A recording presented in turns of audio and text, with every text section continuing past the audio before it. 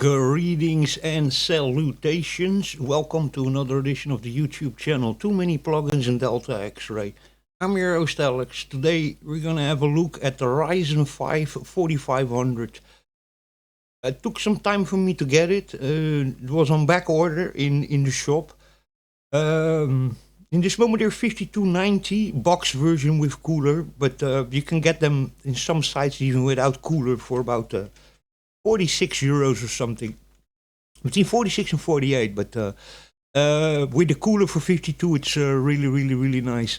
Let me just show you the other kinds of processors you have in the same family. You have then, let me see, that is the Ryzen 4100, the Ryzen 3 4100. That's a 4-core, 8-threaded chip that goes for 47 euros. Also performs actually quite well. It's basically the same as a 1011 or 12100F. Basically, the performance is more or less there. 6 megas of cache, and then you have the Ryzen 5 4500 is 11 megas cache, and then the Ryzen 5 5500 that I have in my other rig is a 6-core 12-thread 3.6 to 4.2, 19 megas cache. This one goes 3.6 to 4.1. That's a little bit the difference in it. This is Zen 2, this is Zen 3. Zen 3 is even a little bit more efficient, has a higher IPC, instructions per clock, and is even a little bit more efficient. This one is based on the Renault core, this is based on the Zane core. The thing with this one is extremely a low power consumption. It's really incredible. In gaming, sometimes you're running between in many games between 18 watts to like 26 or 28 watts. If then the game is a little bit more graphically high, then it's 32, 36. But most of the times it's between 18 to 28 watts of power consumption, which is really incredible. The 5500 is always about 10 watts, uses 10 watts more of power. But because it have a higher IPC, actually it is more efficient if you see the processing speed you can get. Now, the 5500 is actually a little bit faster. In many games it's between 25, in some games 50% faster. Some games not. Depends if the game is cache sensitive or not. If it's not cache sensitive, then there's maybe 20 or 30 frames between it. But if it's cache sensitive, it can be between 25 to 50% higher performance on the 5500.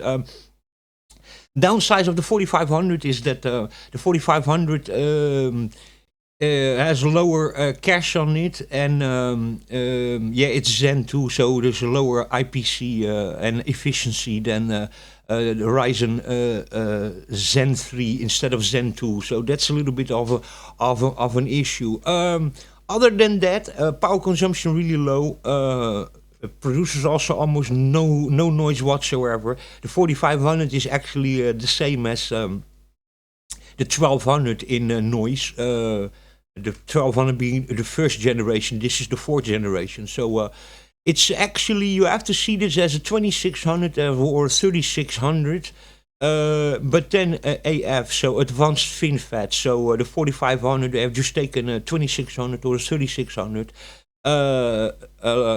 lowered the cache in half, or 1/3 actually, to the 3600, because that one has 36 megas of cache.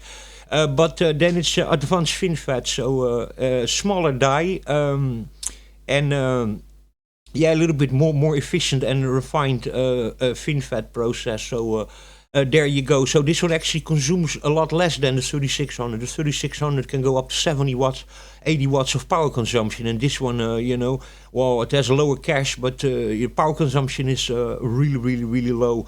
So 4500, 4000 series is only then the 4500, the 4100, the 4500G, 4600G, 4700G, and then even 409070G, which are then the same CPUs, but then with graphical core. So there you go. Let's have a look over here in CPU Z.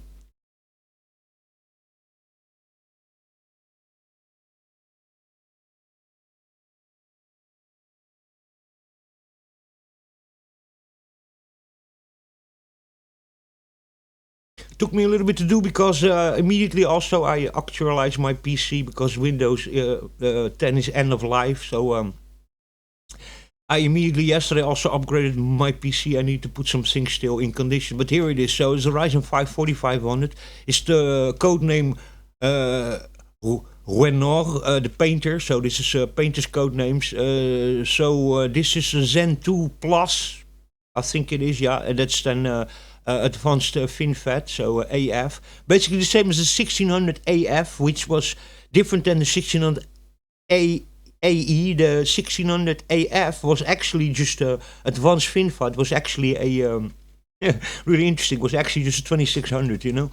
So people who have a 1600 AF, actually they don't have a 1600, they have a 2600. So there you go.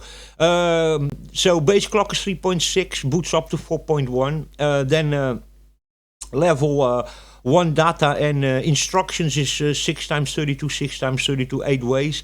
Level 2 is 6 times 512, so that makes 3 megas. And then level 3 is 2 times 4 megas.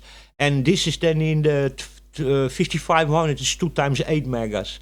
That's then the only difference. The rest is just 6 cores and 12 thread. And then this being Zen 2 and then the 5500 being Zen 3. So there you go. Memory controller really good in this thing. On my 5500 I could get only 3800 megahertz.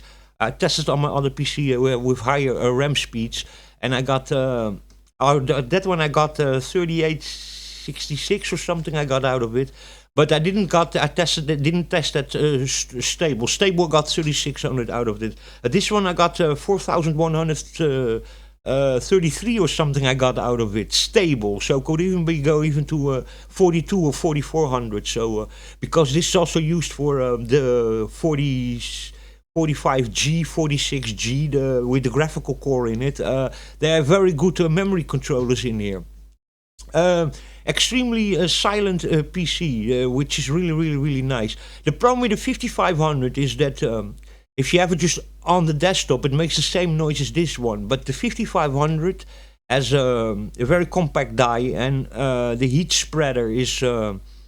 the heat is very concentrated under the die, and the problem with that one is that if you open a web page, for example, or YouTube or something, every time you open a program or you open a web page, you listen a little bit, the vents spinning up a little bit with the 5500.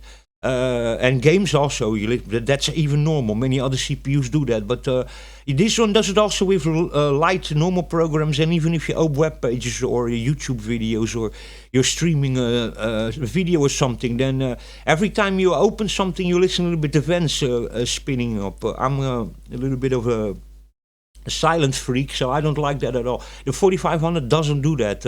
In gaming, of course, you listen to the vent a little bit going up, but it's not so prevalent as the 5500. The 5500 is really sometimes irritating. It's not that it's very loud, but you just listen every time you open a web page or a YouTube video or a program or something, and especially in gaming. But in the other things also, every time you just listen a little bit, the vents spinning up.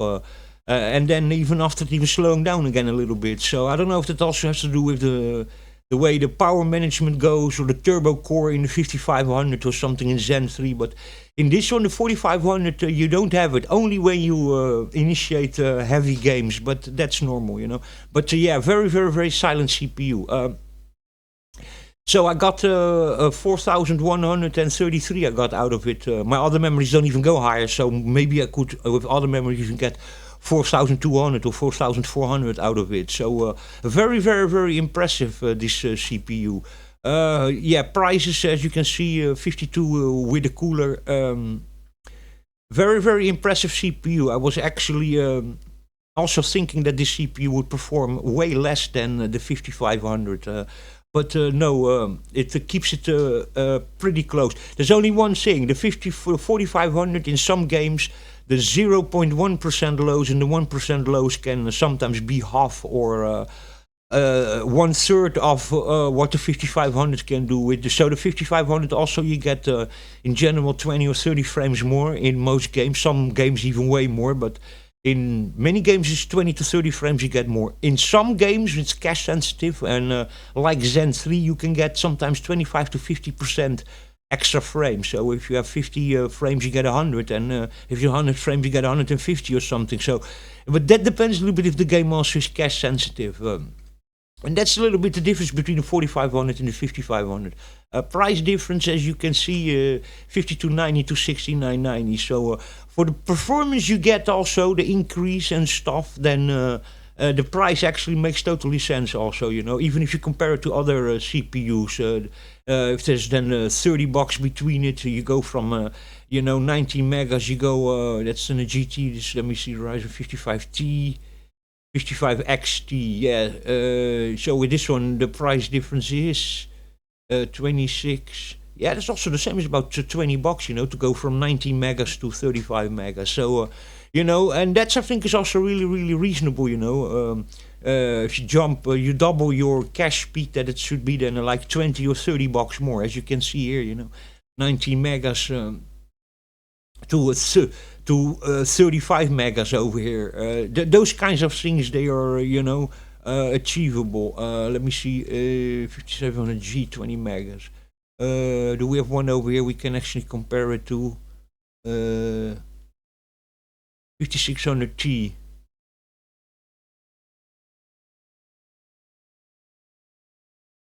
5600X. Let's see what the difference is actually. The 5700 and the 5700 XT. Let's check that out. 5600X. Yeah, okay. So we got this one is 116, and this one is 149. So you pay here $30 more or something for your extra cash over here. You know, 115. Yeah, about $35 you pay here more for to double your cash, and that's in the lower end ones. It's about with this one, the 5500 and the 5600, it's 40 to $50 more. It's $40 more, yeah, $40 more. But this chip you can on many sites find for $100, so then it's $30 more. That's a little bit. Kind of between 20, 30, max 40 to double your cash should be okay. Very impressed. I played a little bit already. Battlefield 1 with it, and the performance was really way better than the Ryzen 3 1200. Still did a good job, but those 4-core, 4-threaded without hyper-threading first generation of Ryzen's really let you down. A lot of stutters I had in it, you know. So can I also get a little bit, get now also way higher frame rate and also a lot less stutters and breaks in there. So it's really a great upgrade, to be very honest, from the Ryzen 3 1200 to the 3600. I had to luck with this one. Actually, I had a store credit because I had a hard drive that broke down. An MSI SSD. It was just a 2.5-inch one, and it broke down. So they gave me a store credit. So I even bought this one with store credit I had, and put it still $8 on top of it. I have still myself not even only NVMe drives, which are that one is 6 times faster or something than that drive. So I really didn't even care about that SSD so much anyway. But it broke down, was in the guarantee, so they gave me a store credit, and I put $8 on it, and I bought the 4500, and got really surprised by the performance. Honestly, if I in that time that I bought the 5500, I was actually wanted to buy first the 4500. I bought the 5500 in that time. It was in that time 82, and these ones were 52 also. In that time, with the graphics cards that I had a more low-end, older graphics card. The 4500 would have been fine for me. If you have a little bit of a more recent graphics card or a more high-end, a more powerful graphics card, then probably you should go for the 55 or the 5600, you know. But if you have a lower end or a little bit older graphics card, then the 4500 is really fine. The 4500 I think is a great also for gaming, lighter gaming, and a great chip for content creation. Because for content creation you don't need so much megabytes of cache. Most things like video editing and decoding and encoding, cache is not so important with that, and also for audio production or those kind of things, or YouTube live streaming or something like that, then you don't really need a huge amount of cache. So for content creation, the 4500 is really a nice chip. What's the advantage also of this one, being so silent, so low power draw, and having low cache? First of all, it's being silent. Second of all, consumes very little power, and has very little stress on your VRM, so on your motherboard, because this thing runs so cool and consumes so little power that it pulls very little amps through your motherboard, through your VRMs and through your choke. So even your motherboard with a chip like this gonna survive really, really, really long. It doesn't stress at all, and it's whisper quiet. I'm using an aftermarket cooler. I haven't used the stock cooler. I'm using a 4 heat pipe cooler, just those kind of things you can pick up for about 20 or 30 bucks. I got it actually for 10 bucks. It was a special promotion. I bought straight 3, but it's a cooler that was normally 30 bucks. It's just a 12 centimeter van, PWM with 4 pin, and then it has 4 copper heat pipes straight to the CPU. And with that thing, it's whisper quiet. But even with the stock cooler, it's very whisper quiet with the cooler that comes in the box. So very, very impressive, very silent, very snappy. So I'm really, really impressed by this little chip. What I keep on saying, if you have a more high-end or more recent graphics card, or you really want higher frame rates, then you should most definitely go for the 5500 or the 5600, or the APUs, the GTs, that has then a graphics core in it. Let me see another one over here, the 8500G, 8400F doesn't have a graphics, but this one, 8500G has graphics. GT has graphics, 5500 GT has graphics. So, depends on if you have already a graphics card. But if you don't have a graphics card, then... and another monster also for content creation is this one over here. It's the Ryzen 7 5700 8-core. 20 megas cache only, but for content creation, 8-core, 16 threads. This is absolute beast, this. So... here, 8 cores and 16 threads, 20 megabytes of cache, and this one does PCI Express only 3.0, this one. If you are the ultimate gamer or you want the ultimate performance, then you should probably go with the 5600X, which is 8 cores, 16 threads, 36 mega cache. See, again, also going from 116 or 112 euros to 149, so about 30, 35 on top.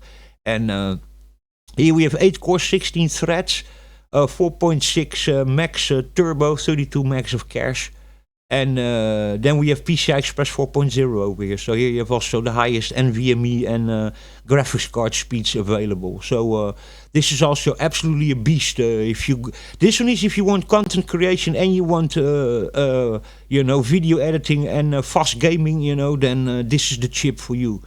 But there you go. Anyway, this was my little review. Check out my next live stream where we're going to test out a little bit more gaming and stuff. I haven't done already a little bit of Battlefield 1, a little bit of Zonotic, a little bit of... what else did I play? Oh my god, what's the name of that other game? Hard Reset I tried also, and it ran all really, really well. So and Fear 3 I tried. Really, really good. So no issue whatsoever. I'm really, really impressed by it. Anyway, I'm going to let you go. Thank you very much for watching and listening. This was my little review of a very nice chip that I think is totally worth it. The Ryzen 5 4500. Cheapest 6-core 12-thread chip on the market. Anyway, thanks for watching. Catch you next time.